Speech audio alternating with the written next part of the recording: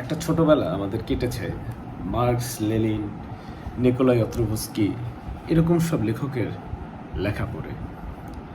আমরা হাঁটতে হাঁটতে যখন ঢাকায় থাকতাম, হাঁটতে হাঁটতে বাসাবো থেকে খিলক্ষেত থেকে আমরা 3 বন্ধু বা 4 বন্ধু মিলে হাঁটতে হাঁটতে নীলক্ষেত যেতাম ফুটপাত থেকে রাধুগা প্রকাশনীর বই কেনার জন্য। এটা একটা ছিল আমাদের তখনকার একটা ফ্যাসিনেশন। আমরা তখন 4-5-এ পড়ি। ইমাজিন ইট, ক্লাস 4-5-এ আমরা তখন রাজনৈতিক সচেতন ছিলাম। এরপরে একটা সময় আসলো, খুব অল্প কিছুদিন পরে আমরা যখন অনার্স পড়ি, এরকম সময় হঠাৎ করে একটা রেভলিউশন হলো। রেভলিউশনটা হলো এরকম যে ইয়াং জেনারেশন তারা স্পষ্ট ঘোষণা করছে যে আই হেট পলিটিক্স, আমি রাজনীতি ঘৃণা করি। রাজনীতি ঘৃণা করার বিষয় নয়, আপনি একজন পলিটিশিয়ানকে আপনি অপছন্দ করতে পারেন, কোনো একটা পলিটিক্যাল পার্টিকে আপনি অপছন্দ করতে পারেন, কিন্তু আপনি রাজনীতিকে, পলিটিক্সকে আপনি অপছন্দ করতে পারেন না। কারণ একজন হিউম্যান বিং, একজন সোশ্যাল হিউম্যান পলিটিক্সের বাইরে নন। তিনি যদি পলিটিক্সের বাইরে হন তাহলে আর মানে উনি যখনই একজন কেউ পলিটিক্সের বাইরে যাবে তখন কিন্তু সে আর কি থাকবে না, সোশ্যাল পার্সন থাকবে না, একজন সোসাইটির সদস্য থাকবে না। একজন সোসাইটির সদস্য হিসেবে তাকে অবশ্যই পলিটিক্যাল হতে হবে। এরপর আমাদের যখন একটা সময় আসলো, তখন আমরা যখন সত্যিকারের একটা দেশকে দেওয়ার মতো সময় আসলো যে আমরা এখন দেশকে দিব কিছু, সেই সময়টা আমরা সবাই টাকার পয়সার চিন্তায়, টাকা ইনকামের চিন্তায় বেশি। তখন পলিটিক্স কোথায়, কি, মানে আমাদের জন্য কিছুই নেই। তখন আমাদের সামনে হচ্ছে তত্ত্বাবধায়ক সরকার, সেনা সমর্থিত তত্ত্বাবধায়ক সরকার, মঈন ফখরুদ্দিনের সরকার। আমরা তখন ভাবলাম যে ওকে, এটাই তো ভালো, তারা তো ভালো সেনাবাহিনী সরকার, তারা দুর্নীতি দমন করছে, এই করছে, সেই করছে, খুব ভালো। এরপরে আসলো এক কি আশ্চর্য এক সরকার।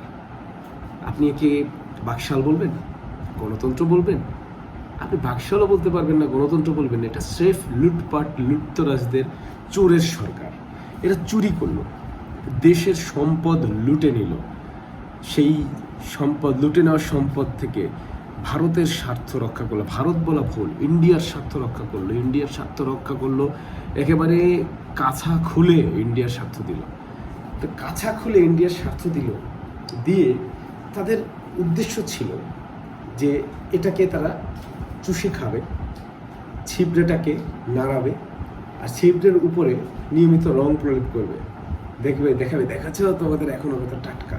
এখন এই টাটকা আর ছিবড়ে, এই টাটকা ছিবড়ে দেখানো দেশটাকে যখন আমাদের সামনে আসলো, এই টাটকা ছিবড়ে দেশটা যখন আমাদের সামনে একটা পর্যায়ে আসলো, জনতা এবং ছাত্র জনতা, সেনা ছাত্র জনতার যে বিপ্লবের ফলে একটা সরকার আসলো, সেই সরকার নিজেদেরকে বিপ্লবী সরকার বলল না। তারা কি করলো? তারা নিজেদেরকে বলল যে তারা অন্তর্বর্তীকালীন সরকার। তার কারণটা কি? তার কারণ এখানে কিন্তু খুব জটিল না, একেবারে চোখের সামনে আছে।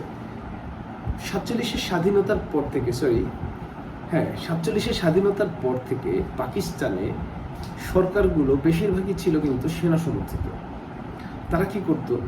সেনাবাহিনী কোনো একটা দুইটা দলকে রাজনীতিতে সমর্থন দিত, অন্য দলগুলো ডমিনেটেড থাকতো, এবং যে দলই উঠতে যাবে সেই দলকে তারা নিচে নামিয়ে দিত, ফেলে দিত, সরকার পতন করিয়ে দিত, মেরে ফেলতো, এরকম করতো। তো আমাদের দেশে মোটামুটি এরকম একটা পর্যায়ে কিন্তু যেতে পারেনি কখনোই। এর মধ্যে ধরেন শেখ মুজিব জোর করে মানে উড়ে এসে জুড়ে বসে হলেন, প্রধানমন্ত্রী হলেন বাংলাদেশের, পরে প্রেসিডেন্ট হলেন, নিজেকে বাকশাল ঘোষণা করলেন। এরপরে তো গণতন্ত্র তো দূরের কথা, সব স্বাধীনতার মূল লক্ষ্যই হয়ে গেল, বাতাস হয়ে গেল।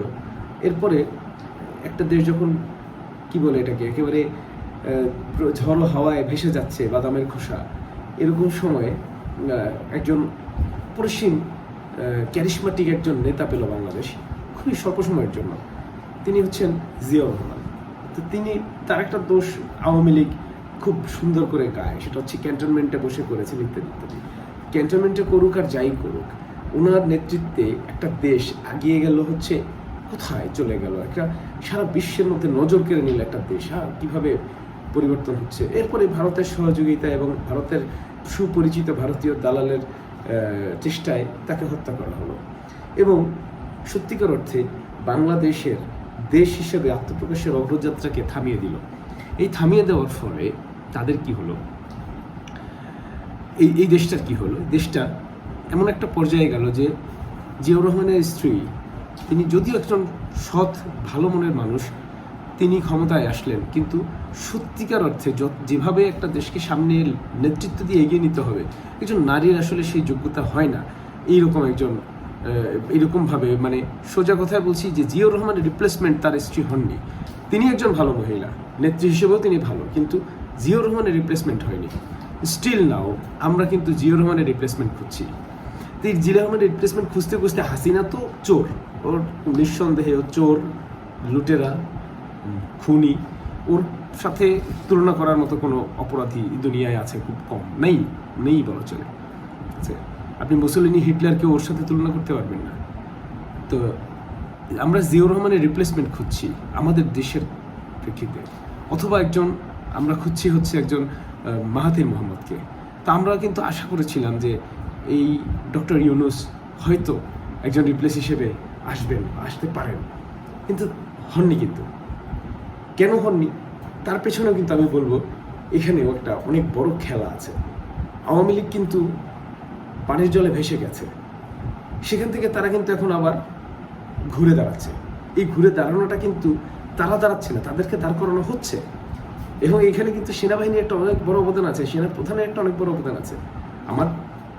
আমি আমার বিশ্লেষণ থেকে বলছি, সেনাপ্রধানের এখন বর্তমান টার্গেটটাই হচ্ছে যে তিনি এই আওয়ামী লীগকে সাপোর্ট দিবেন এরকম বিএনপি এবং জামায়াতকে ভয় দেখানোর জন্য। তিনি বিএনপি এবং জামায়াতকে বাই রোটেশন তিনি ক্ষমতায় আনবেন।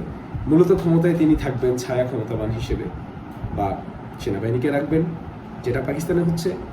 আর যদি কেউ টাল্টিবাল্টি করে, তার মতের অমতে যায়, তার বিরুদ্ধাচরণ করে, তাহলে কি হবে, তার বদলে তিনি আওয়ামী লীগকে নিয়ে আসবেন। এই খেলাটা খুব জটিল খেলা, আগুন নিয়ে খেলা। কেন? পাকিস্তানের সবচেয়ে বড় সফলতা, পাকিস্তান সেনাবাহিনীর সবচেয়ে বড় সফলতা হচ্ছে তাদের দেশকে তারা একটা খোপের ভেতরে আটকে ফেলেছে, যে কারণে অধিকাংশ মানুষ তারা টিটিপির সমর্থক হওয়ার সত্ত্বেও টিটিপি কিন্তু ওখানে সাকসেসফুল হয়নি, হতে পারেনি, হবে হয়তো ভবিষ্যতে। কিন্তু ওই যে কুক্ষিগত করতে পেরেছে, সেই কুক্ষিগত করার প্রচেষ্টার দিকে কিন্তু এই বর্তমান সরকার এবং সেনাবাহিনী সেদিকে যাচ্ছে। স্টিল নাও ওই সিলেবাসেই লেখাপড়া হচ্ছে।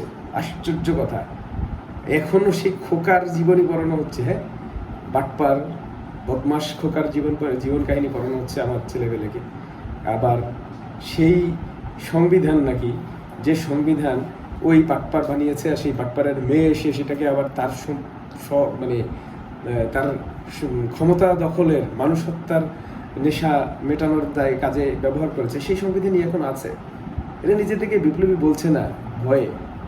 আচ্ছা, আপনার পেছনে তো আমেরিকা আছে, আমেরিকা যদি আপনার পেছনে থাকে তাহলে আপনার ভয় কিসের? আপনার জন্য তো সেই পৃথিবীর গড, তাই না? আমার জন্য না হতে পারে, তো ভয় পাচ্ছেন কেন? ভয়ের তো কিছু নেই। আমি বাংলাদেশি হিসেবে, এই বাংলাদেশের একজন নাগরিক হিসেবে আমি আপনাদের সকলের কাছে প্রশ্ন করে যাচ্ছি, কেন এখনো এই সংবিধান চলছে? চুপ্পুকানে এখনো প্রেসিডেন্ট, ওই সিলেবাসই কেন লেখাপড়া হচ্ছে? আশ্চর্য কথা, এই তো মানা যাবে না। আপনারা কেন নামছেন না? আপনারা কি চাচ্ছেন যে আবার হাসিনা আসুক বা আওয়ামী লীগ ক্ষমতায় আসুক, নাকি আওয়ামী লীগের মতো বিএনপি ক্ষমতায় আসুক? বিএনপি ক্ষমতায় আসুক, সমস্যা নেই, কিন্তু আওয়ামী লীগের মতো না হয়ে আসুক। কোনটা চাচ্ছেন? কি চাচ্ছেন? কেন চাচ্ছেন?